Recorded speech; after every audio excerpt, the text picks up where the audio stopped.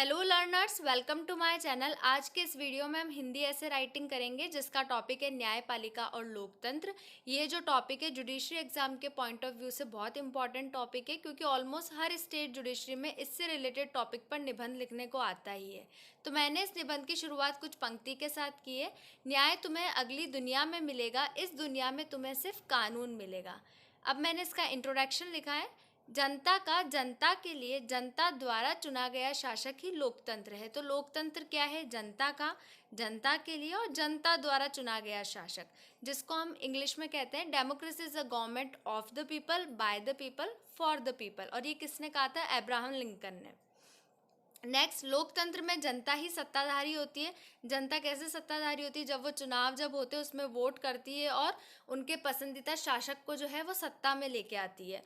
उसकी अनुमति से शासन होता है, उसकी प्रगति ही शासन का एकमात्र लक्ष्य माना जाता है। लोकतंत्र एक विशिष्ट प्रकार की शासन प्रणाली ही नहीं है, अपितु एक विशेष प्रकार के राजनीतिक संगठन, सामाजिक संगठन, आर्थिक व्यवस्था तथा नैतिक व मानसिक भावना का ही नाम है। तो लोकतंत्र में क्या क्या चीज़ें मिलकर लोकतंत्र बनता है? एक तो राजनीतिक संगठन, सामाजिक संगठन, आर्थिक व्यवस्था, नैतिक व मानसिक भावना को ये सब चीज़ें मिलती तब क्या बनता है? लोकतंत्र होता है। लोकतंत्र जीवन का समग्र दर्शन है जिसकी व्यापक परिधि में मानव के सभी पहलू आ जाते हैं। नेक्स्ट पैराग्राफ देखते हैं। ऐसे में लोकतांत्रिक देशों में शक्तियों का पृथक्करण पाया जाता है और स्वतंत्र न्यायपालिका विद्यमान होती है। जितने भी लोकतांत्रिक देश होते हैं, मतलब कि जहाँ भी डेमोक्रेसी है, वहाँ पे क्या होता है? सेपरेशन ऑफ पावर होती है, जिसको हिंदी में हम कहते हैं शक्तियों का पृथक्करण। स्वतंत्र न्यायपालिका से अर्थ यहाँ पर इतना है कि न्यायपालिका सरकार के प्रति प्रतिबद्ध नहीं होती, बल्कि ये संविधान से प्रतिबद्ध होकर संविधान व मूल अधिकारों की रक्षा करने व अपराधियों को विधि के समक्ष समता के आधार पर दंडित करती है। तो जितने भी लोकतांत्रिक देश होते हैं जहाँ पे शक्तियों का पृथक्करण होता है, वहाँ पे न्यायपालिका जो है वो क्या होती है? स्वतंत्र होती है और वो किसी से बाउंड नहीं होती है। जैसे न्याय यहाँ पे लिखा है कि न्यायपालिका सरकार के प्रति प्रतिबद्ध नहीं है, तो न्यायपालिका किसके प्रति प्रतिबद्ध होती है? संविधान के प्रति और मूल अधिकारों के प्रति। और उसका कर्तव्य है कि वो क्या करेगी? उनकी रक्षा करेगी और जितने भी अपराधी हैं उनको विधि के समक्ष समता के आधार पर दंडित करती है। किसी भी जनतंत्र के प्रमुख अंगों में से एक अंग न्यायपालिका है। क्या कौन कौन से अंग होते हैं? जैसे लेजिस्लेटिव होता है, एग्जीक्यूटिव होता है, जुडिशरी होता है। जितने भी ऑर्गन्स होते हैं ना गवर्नमेंट के, उनमें से सबसे इम्पॉर्टेंट जो, मतलब सबसे इम्पॉर्टेंट इन द सेंस कि उनमें से एक इम्पॉर्टेंट ऑर्गन जो है वो कौन सा है? जुडिशरी भी है। शक्तियों के पृथकीकरण के सिद्धांत के अनुरूप न्यायपालिका स्वयं कोई नियम कानून नहीं बनाती है तथा न ही कानून का क्रियान्वयन करती है। जो सेपरेशन ऑफ पावर की बात करें ना, इसके अकॉर्डिंग क्या है कि जो जुडिशरी है वो नहीं तो कोई कानून बना रही है, ना ही कोई नियम बनाती है और न ही उनको एग्जीक्यूट करती है। तो जुडिशरी का काम क्या होता है? जो भी कानून बनाए जाते हैं उनको चेक करती है, उनको उनकी वैलिडिटी जैसे कि कॉन्स्टिट्यूशनैलिटी और अनकॉन्स्टिट्यूशनैलिटी चेक करती है, और जितने भी कानून बनाए गए उनकी व्याख्या करती है। तो सभी को समान न्याय सुनिश्चित करना न्यायपालिका का असली काम है। तो मेन वर्क क्या है न्यायपालिका का? कि सभी को जो है समान न्याय मिले। न्यायपालिका के अंतर्गत एक सर्वोच्च न्यायालय होता है एवं उसके अधीन विभिन्न न्यायालय आते हैं। तो न्यायपालिका के अंदर एक सर्वोच्च न्यायालय होता है, फिर हाई कोर्ट होते हैं और जितने भी अधीनस्थ न्यायालय होते हैं वो सब इसके अंडर आते हैं और उन सबको मिला के हम कहते हैं न्यायपालिका। नेक्स्ट पैराग्राफ देखते हैं। भारत के संदर्भ में देखा जाए तो भारत एक लोकतांत्रिक राष्ट्र है तथा यहाँ न्यायपालिका को स्वतंत्रता प्रदान की गई है।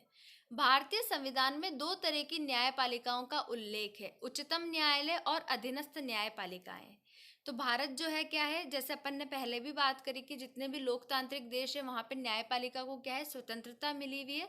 तो सेम इंडिया के केस में भी है, यहाँ पे भी जुडिशरी जो है वो इंडिपेंडेंट है।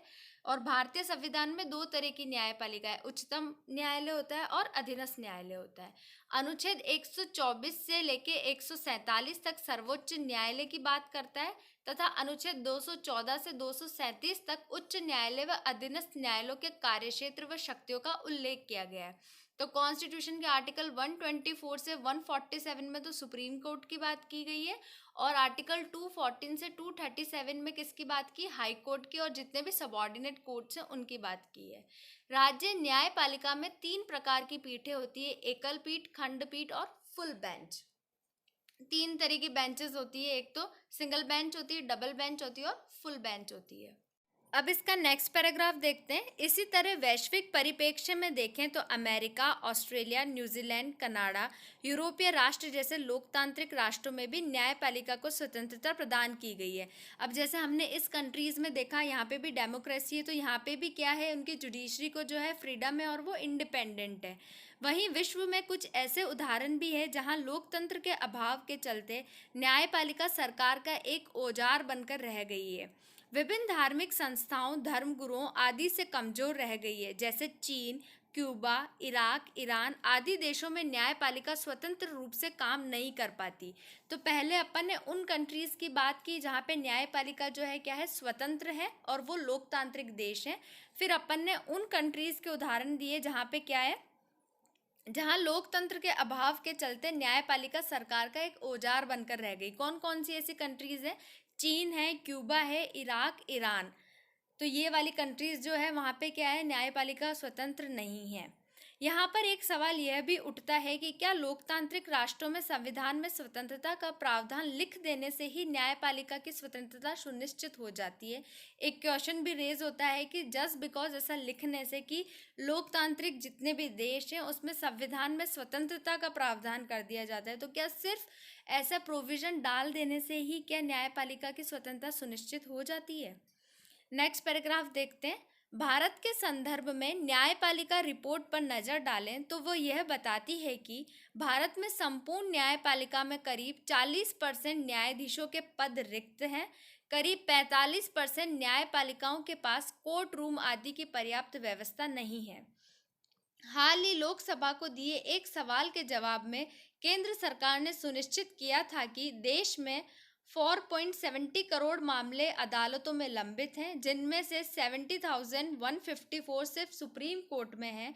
करीब 55 लाख उच्च न्यायालयों में तथा करीब 3.5 करोड़ अधीनस्थ न्यायपालिकाओं में लंबित है, जो कि हमें न्याय में देरी, न्याय को नकारना है सूक्ति को दर्शाती है।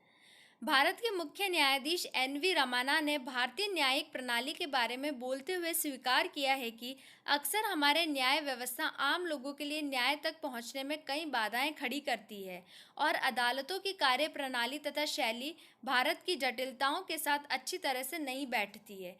इसके साथ ही हमारी प्रणाली मूल रूप से आपनिवेशिक होने के कारण भारतीय आबादी की ज़रूरतों के लिए उपयुक्त नहीं हो सकती है। तो इस पैराग्राफ में अपन ने कुछ डेटा देखा है कि मतलब कि कितने पदों पे रिक्ति है। जैसे 40% न्यायाधीशों के पद रिक्त हैं, 45% न्यायपालिका ऐसी है जहाँ पे प्रॉपर इंफ्रास्ट्रक्चर नहीं है। जो कि लोकसभा ने एक जवाब मांगा था केंद्र सरकार से कि कितने मामले लंबित हैं, तो उसमें 4.70 करोड़ मामले जो है अदालतों में, जिसमें से कितने 70,154 जो है वो सुप्रीम कोर्ट के अंदर है, 55 लाख जो है अपने हाई कोर्ट के अंदर है और 3.5 करोड़ जो अपनी जितने भी लोअर कोर्ट्स हैं उसके अंदर हैं। तो ये क्या दर्शा रहा है? न्याय में देरी, न्याय को नकारना है सूक्ति को दर्शाता है। ये अगर आप चाहें तो ऐसा लिख सकते हैं ये पंक्ति, अदरवाइज ऐसा कोई ज़रूरी नहीं है। पर अगर आप डेटा लिखते हैं निबंध के अंदर तो वो बहुत ज़्यादा हेल्पफुल रहता है मार्क्स गेन करने के लिए। फिर यहाँ पे लिखा है कि भारत के मुख्य न्यायाधीश एन.वी. रमन्ना ने क्या कहा। अगर अपन ऐसी चीज़ें लिखते हैं ना, किसी ने क्या बोला है उसका अगर अपन रेफरेंस देते हैं तो वो बहुत ज़्यादा इम्पैक्टफुल बनाता है अपने निबंध को। तो आप चाहें तो ये वाली चीज़ भी लिख सकते हैं। नेक्स्ट देखते हैं। निष्कर्षतः हम कह सकते हैं कि लोकतंत्र की पहचान न्यायपालिका की स्वतंत्रता से होती है। इसके लिए न्यायपालिका को प्रशासनिक, वित्तीय व कार्यकारी रूप में सक्षम व मजबूत बनाने की आवश्यकता है, जिससे यह न्यायपालिका और लोकतंत्र दोनों के लिए ही लाभदायी होगा। क्योंकि एक स्वतंत्र न्यायपालिका के माध्यम से लोकतंत्र की रक्षा की जा सकती है और लोकतंत्र को सहज बनाया जा सकता है, साथ ही इसे जन जन तक पहुंचाया जा सकता है। तो ये लास्ट मैंने इसका कंक्लूडिंग पैराग्राफ लिखा है कि क्या ऐसी चीज़ें कर सकते हैं कि जिससे न्यायपालिका की स्वतंत्रता को सुनिश्चित किया जाए लोकतांत्रिक देश के अंदर। तो मैंने इस निबंध के थ्रू आपको एक आउटलाइन प्रोवाइड करने की कोशिश की है। आप चाहें तो इसमें बहुत सारी एडिशनल इन्फॉर्मेशंस लिख सकते हैं। कि जैसे आप इसमें कुछ और डेटा भी डाल सकते हैं, कोई केस लॉज भी डाल सकते हैं, किसी और आर्टिकल का रेफरेंस भी दे सकते हैं, बहुत सारी चीज़ें आप ऐड कर सकते हैं इसके अंदर। ये सिर्फ मैंने एक जस्ट प्रोवाइड किया है आपको, जिससे आपको हेल्प मिले कि आप निबंध कैसे लिख सकते हैं। आप इसको और भी ज़्यादा इफेक्टिव भी बना सकते हैं। पूरा टोटली इस पर रिलाई करने की ज़रूरत नहीं है, ये सिर्फ एक आइडिया देता है कि किस तरीके से हम हमारे निबंध को जो है प्रॉपर वे में लिख सकते हैं। तो that's it from today's video. अगर आपको ये वीडियो हेल्पफुल लगा हो तो please like and subscribe to my channel. Thank you so much.